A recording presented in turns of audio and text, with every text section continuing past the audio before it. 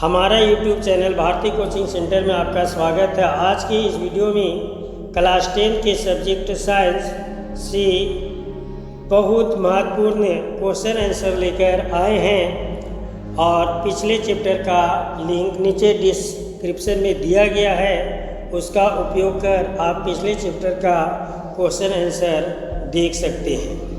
तो आइए आज का पहला क्वेश्चन है, विद्युत धारा का चुंबकीय प्रभाव से क्या समझते हैं। विद्युत धारा का चुंबकीय प्रभाव से क्या समझते हैं, इसका उत्तर है जब किसी चालक से विद्युत धारा प्रवाहित की जाती है तब चालक के चारों ओर चुंबकीय क्षेत्र उत्पन्न होता है। इसे विद्युत धारा का चुंबकीय प्रभाव कहते हैं। जब किसी चालक से विद्युत धारा प्रवाहित की जाती है तब चालक के चारों ओर चुंबकीय क्षेत्र उत्पन्न होता है। इसे विद्युत धारा का चुंबकीय प्रभाव कहते हैं।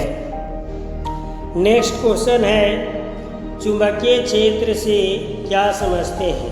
उत्तर, चुंबकीय क्षेत्र किसी चुंबक के चारों ओर का वह क्षेत्र जिसमें आकर्षण और प्रतिकर्षण बलों के प्रभाव का अनुभव किया जाता है, चुंबकीय क्षेत्र कहलाता है।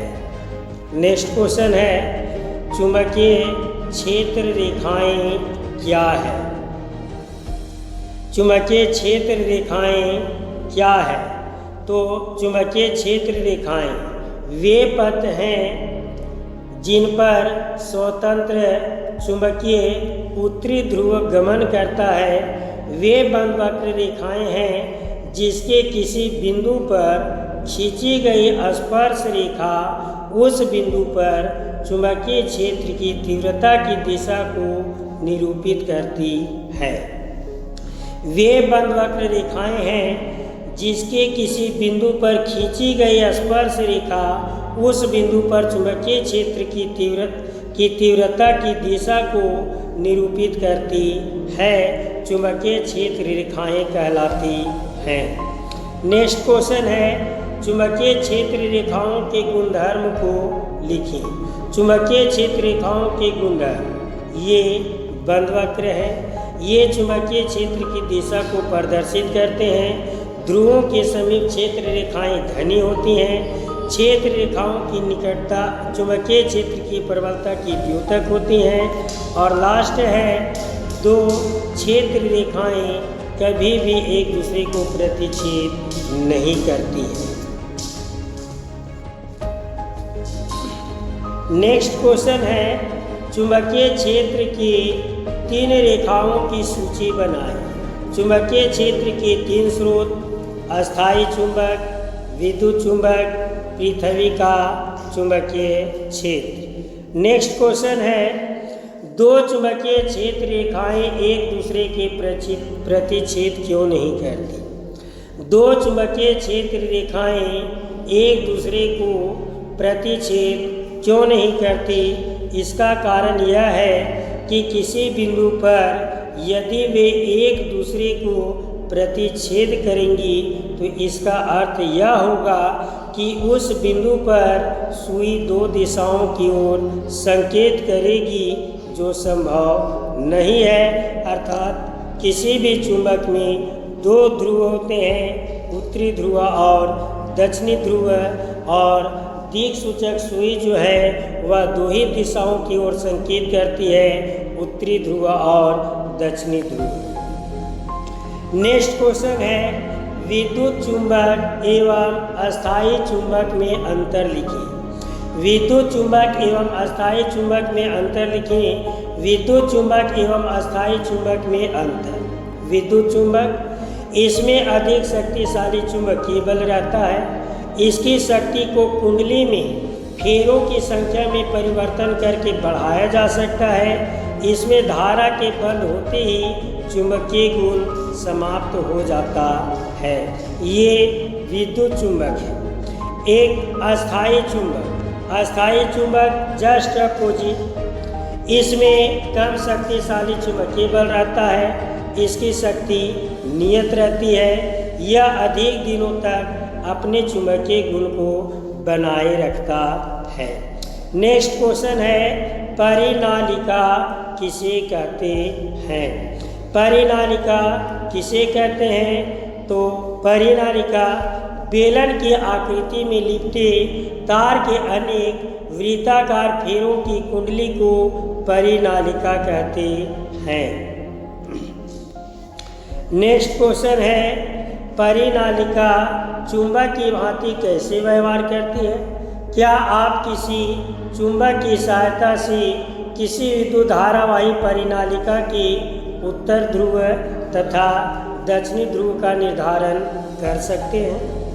तो इसका उत्तर है, किसी परिनालिका में धारा प्रवाहित करने पर उसके भीतर चुंबकीय क्षेत्र रेखाएं उत्पन्न हो जाती हैं। किसी परिनालिका में धारा प्रवाहित करने पर उसके भीतर चुंबकीय क्षेत्र रेखाएं उत्पन्न हो जाती है। परिनालिका द्वारा इस प्रकार उत्पन्न चुंबकीय क्षेत्र में दंड चुंबक क्षेत्र के समान होता है। वास्तव में परिनालिका का एक सिरा उत्तर ध्रुव और दूसरा सिरा दक्षिण ध्रुव की भांति व्यवहार करता है। जिस छोर से धारा प्रवेश करती है वह दक्षिणी ध्रुव तथा जिस छोर से धारा निकलती है वह उत्तरी ध्रुव बन जाता है। नेक्स्ट क्वेश्चन है, मैक्सवेल का दक्षिण हस्त नियम लिखिए। मैक्सवेल का दक्षिण हस्त नियम के अनुसार यदि धारावाही तार को दाएं हाथ की मुट्ठी में इस प्रकार पकड़ा जाए कि अंगूठा धारा की दिशा की ओर संकेत करता हो तथा हाथ की अन्य अंगुलियां चुंबकीय क्षेत्र की दिशा व्यक्त करेंगी। नीचे इसका चित्र दिया गया है। नेक्स्ट क्वेश्चन है, फ्लेमिंग का वाम हस्त नियम लिखिए। फ्लेमिंग का वाम हस्त नियम लिखिए। फ्लेमिंग का वाम हस्त नियम के अनुसार अपने बाएं हाथ की तर्जनी मध्यमा अंगूठे को इस प्रकार फैलाए कि वे एक दूसरे पर लंबवत हो। यदि तर्जनी क्षेत्र की दिशा मध्यमा धारा की दिशा प्रदर्शित करे तो अंगूठा चालक की गति की दिशा की ओर संकेत करेगा। इसका भी नीचे चित्र दिया गया है। नेक्स्ट क्वेश्चन है, फ्लेमिंग के दक्षिण हस्त नियम को लिखिए। फ्लेमिंग के दक्षिण हस्त नियम, यदि दाहिने हाथ की तर्जनी मध्यमा और अंगूठे को एक दूसरे के लंबवत अर्थात 90 डिग्री इस प्रकार स्थित करें कि तर्जनी क्षेत्र की दिशा तथा अंगूठा चालक की गति की दिशा की ओर संकेत करे तो मध्यमा चालक में प्रेरित धारा की दिशा की ओर प्रदर्शित करेगी। इसका भी चित्र नीचे दिया गया है। नेक्स्ट क्वेश्चन है और इम्पोर्टेंट क्वेश्चन है, विद्युत मोटर का क्या सिद्धांत है? अभी ये लघु उत्तरीय क्वेश्चन आंसर है। इसके बाद एक और दीर्घ उत्तरीय क्वेश्चन आंसर विद्युत धारा का चुंबकीय प्रभाव का बनाएंगे, जो 5 नंबर का आता है। उसमें भी यह क्वेश्चन रहेगा, विद्युत मोटर का क्या सिद्धांत है, इसके कार्य और क्रियाविधि की तुलना करें। तो आइए हम लोग यहाँ केवल सिद्धांत को जानते हैं। जब किसी कुंडली को चुंबकीय क्षेत्र में रखकर उसमें धारा प्रवाहित की जाती है, जब किसी कुंडली को चुंबकीय क्षेत्र में रखकर उसमें धारा प्रवाहित की जाती है तो कुंडली पर एक बल युग्म कार्य करने लगता है, जो कुंडली को उसकी अक्ष पर घुमाने का प्रयास करता है। यदि कुंडली को अक्ष पर घूमने के लिए स्वतंत्र हो तो वह घूमने लगती है। नेक्स्ट क्वेश्चन है, विद्युत मोटर में विभक्त वलय की क्या भूमिका है? विद्युत मोटर में विभक्त वलय की क्या भूमिका है?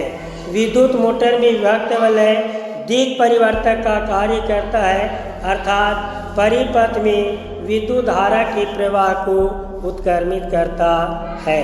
परिपथ में विद्युत धारा के प्रवाह को उत्क्रमित करता है। नेक्स्ट क्वेश्चन है, दिक् परिवर्तक क्या है? दिक् परिवर्तक क्या है? वह युक्ति जो परिपथ में विद्युत धारा के प्रवाह को उत्क्रमित कर देती है उसे दिक् परिवर्तक कहते हैं। वह युक्ति जो परिपथ में विद्युत धारा के प्रवाह को उत्क्रमित कर देती है उसे दिक् परिवर्तक कहते हैं। नेक्स्ट क्वेश्चन है, किसी कुंडली में विद्युत धारा प्रेरित करने के विभिन्न ढंग स्पष्ट करें। किसी कुंडली में विद्युत धारा प्रेरित करने की विभिन्न ढंग स्पष्ट करें। इसका उत्तर है, किसी कुंडली में विद्युत धारा प्रेरित करने के ढंग निम्नलिखित है। पहला, चुंबक एवं कुंडली के बीच आपेक्षिक गति उत्पन्न करके। दूसरा, धारावाही चालक एवं कुंडली के बीच आपेक्षिक गति उत्पन्न करके। तीसरा है, कुंडली के समीप रखे चालक में धारा का मान बदलकर। विद्युत जनित्र का सिद्धांत लिखिए। ये भी परीक्षा के दृष्टि से सबसे इम्पोर्टेंट क्वेश्चन है। विद्युत जनित्र का सिद्धांत। विद्युत जनित्र का सिद्धांत विद्युत चुम्बकीय प्रेरण पर आधारित है। विद्युत जनित्र का सिद्धांत विद्युत चुम्बकीय प्रेरण पर आधारित है। जब कोई कुंडली किसी चुंबकीय क्षेत्र में घूमती है तब उसके सिरों के बीच प्रेरित विद्युत वाहक बल उत्पन्न होता है। यदि कुंडली बंद हो तब उसमें धारा बहने लगती है। इस धारा को प्रेरित धारा कहते हैं। ऐसे इस प्रेरित धारा की दिशा प्रेरित धारा की दिशा फ्लेमिंग के दाएं हाथ के नियम के आधार पर निर्धारित की जाती है। नेक्स्ट क्वेश्चन है और बहुत ही आसान सा सवाल जो परीक्षा के लिए महत्वपूर्ण है। फ्यूज क्या है? फ्यूज टीन एवं तांबे की मिश्र धातु है। फ्यूज टीन एवं तांबे की मिश्र धातु है के तार के टुकड़े होता है जिसका गलनांक बहुत कम होता है। जब लघु पतन अथवा अतिभारण के कारण परिपथ में उच्च धारा प्रवाहित होती है तो फ्यूज तार गर्म होकर पिघल जाता है। फलस्वरूप परिपथ टूट जाता है और धारा का प्रवाह रुक जाता है, जिससे हमारा जितने भी सामान हैं वह बच जाते हैं। नेक्स्ट क्वेश्चन है, भू संपर्क तार का क्या कार्य है? धातु के साधित्रों को भू संपर्कित करना क्यों आवश्यक है? भू संपर्क तार घर के निकट जमीन के अंदर, भू संपर्क तार घर के निकट जमीन के अंदर बहुत नीचे स्थित धातु के प्लेट के साथ जुड़ा होता है। यह सुरक्षा का साधन है और विद्युत आपूर्ति को किसी प्रकार प्रभावित नहीं करता है। धातु के साधित्रों को भू संपर्क करने पर पृथ्वी धारा के प्रभाव के लिए लगभग शून्य प्रतिरोध का पथ प्रदान करती है और धारा हमारे शरीर से नहीं गुजरती है और हम गंभीर झटके से बच जाते हैं। नेक्स्ट क्वेश्चन है, विद्युत आपूर्ति में लघु पतन और अतिभारण से क्या तात्पर्य है? तो सबसे पहले लघु पतन, जब विद्युतमय तार तथा उदासीन तार आपस में संपर्क में आ जाते हैं तो ऐसी स्थिति में परिपथ का प्रतिरोध शून्य हो जाता है और उनमें धारा से अत्यधिक धारा प्रवाहित होने लगती है। इसे लघु पतन कहते हैं। अतिभारण, जब किसी भी विद्युत उपकरण द्वारा निर्धारित विद्युत धारा से ज़्यादा विद्युत धारा मेंस से ली जाती है तो वह अतिभारण कहलाती है। जब किसी विद्युत उपकरण द्वारा निर्धारित विद्युत धारा से ज़्यादा विद्युत धारा मेंस से ली जाती है तो वह अतिभारण कहलाती है। नेक्स्ट क्वेश्चन है, घरेलू विद्युत परिपथों में अति भारण से बचाव के लिए क्या सावधानी बरतनी चाहिए? तो घरेलू विद्युत परिपथों में अति भारण से बचाव के लिए सावधानी। पहला, परिपथ में उपयोग आने वाले तारों पर अच्छी प्रकार का विद्युत रोधक जैसे पीवीसी आदि का आवरण होना चाहिए। दूसरा, विद्युत परिपथ में फ्यूज लगाना चाहिए। विद्युत परिपथ में फ्यूज लगाना चाहिए। और तीसरा, अधिक शक्ति व शक्तिशाली वाले संयंत्रों जैसे एयर कंडीशनर, रेफ्रिजरेटर, हीटर आदि का एक साथ उपयोग नहीं करना चाहिए। नेक्स्ट क्वेश्चन है, किसी विद्युत परिपथ में अतिभारण कब होता है? किसी विद्युत परिपथ में अतिभारण कब होता है? जब विद्युतमय तार तथा उदासीन तार, जब विद्युतमय तार तथा उदासीन तार दोनों सीधे संपर्क में आते हैं तो अतिभारण हो सकता है। यह तब होता है जब तारों का विद्युत रोधन क्षतिग्रस्त हो जाता है अथवा साधित्र में कोई दोष होता है। नेक्स्ट क्वेश्चन है, किसी विद्युत परिपथ में लघु पतन कब होता है?